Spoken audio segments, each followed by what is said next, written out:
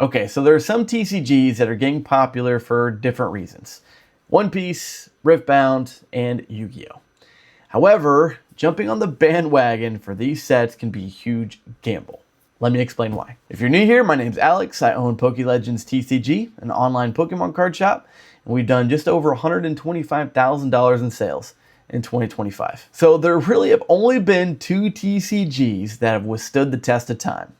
That's Pokemon and Magic the Gathering. Now, they've been able to sustain this success for two big reasons: collectability and playability of the game. So for Pokemon, for example, they'll print cards one time for a limited amount of time, and that's it.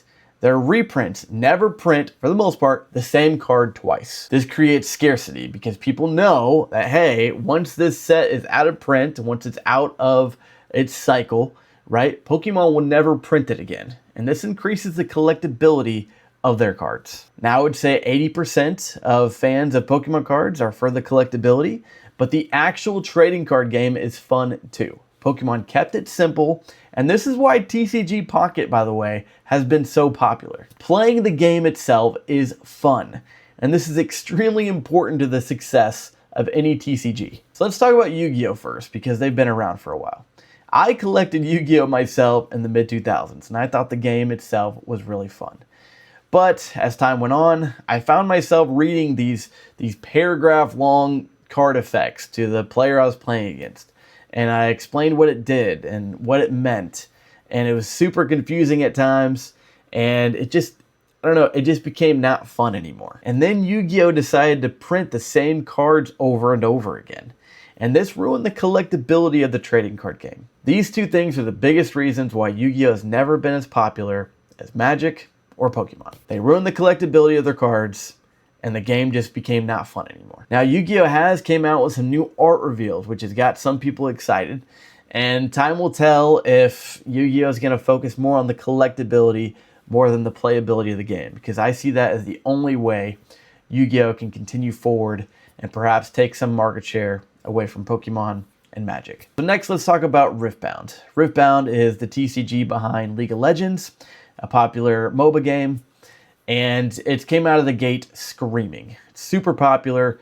Cards are into the thousands of dollars on TCG Player right now. However, I am very cautious because it reminds me a lot of Lorcana. So Lorcana is the trading card game behind Disney, and at first, same thing. It came out of the gate extremely popular. People couldn't get enough of it. It was flying off shelves. People were flipping it, and everyone thought it was going to be the next big TCG. However, hype died off. The companies behind it started reprinting it into the ground, and eventually stores couldn't get rid of it. The same thing could happen with Riftbound, you guys. I mean, like I said, it takes a very specific combination of playability of the actual TCG. In other words, is it fun? That and the collectability. You don't want to print the TCG into the ground, but you also want to make sure that people can get their hands on it. Pokemon and Magic the Gathering have done this masterfully, and so far, other TCGs has failed to replicate this success. Now, don't get me wrong, I love League of Legends, and the cards from Riftbound look super awesome. Like, did you see that set?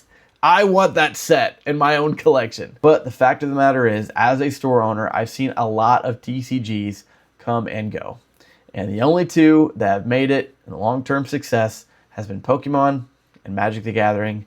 There are no exceptions. So next, let's talk about One Piece, which I think has the best chance of being successful in the long term than the other two, and I argue is also more popular than the other two right now. One Piece is focusing more on the collectability of their cards, more so than the playability. I mean, you can see it on TCG Player. There are cards already in the thousands of dollars.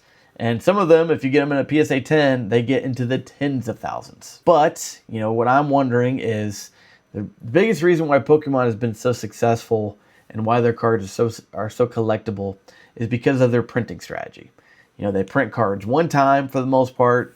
When they do reprints, they only go back so far, right? They don't go back to sets that are 5 years old or 10 years old.